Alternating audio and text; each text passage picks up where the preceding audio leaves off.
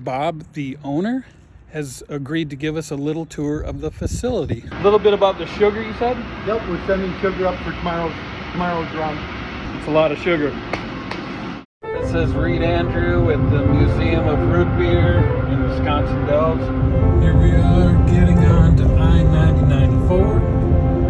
We are headed to Spring Grove, Minnesota for a soda pickup. I'm excited to go to Spring Grove, Minnesota for the first time, and hopefully we'll get a cool tour of the Spring Grove facility. We'll see what happens when we get there, but it's about a 2-hour drive, and man, I love this drive, especially when we get to La Crosse and we cross the Mississippi River. I'll give you a view of that. The bluffs on the other side are breathtaking, you could say. All right, well, thanks for joining me on this video and a little fuller road trip video than I've done in the past.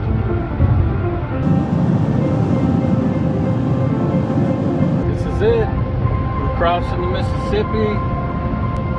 Wait for it.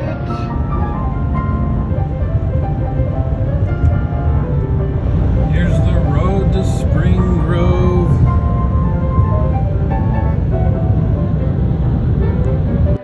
So on my way to pick up Spring Grove root beer, I crossed twice Root River. Coincidence? Yeah.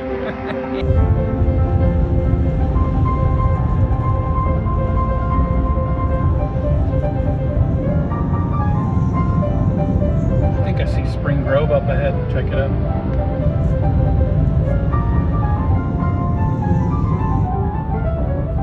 Spring Grove has everything a little town needs. A big old church, a gazebo, a war memorial, distillery. Whoops, am I going the wrong way?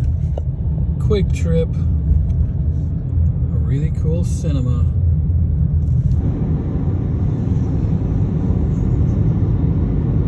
Took a right on 2nd Avenue, and here we go. Here at Spring Grove Bottling Company. About to load it into the Maverick here. All right, here we go.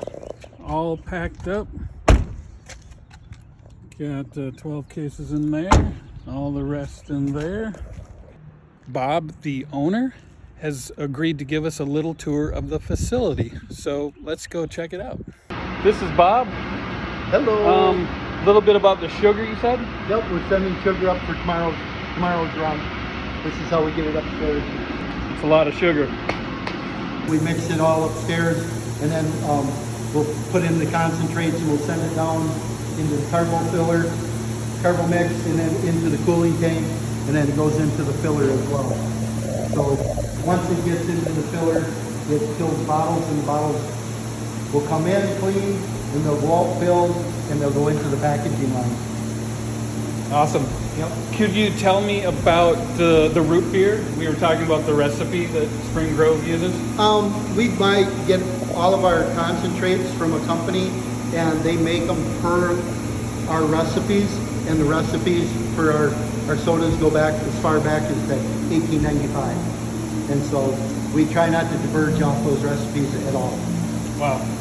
Our customers are going to love that. This is the packaging line, where the packaging line starts. We're doing Dad's root beer today.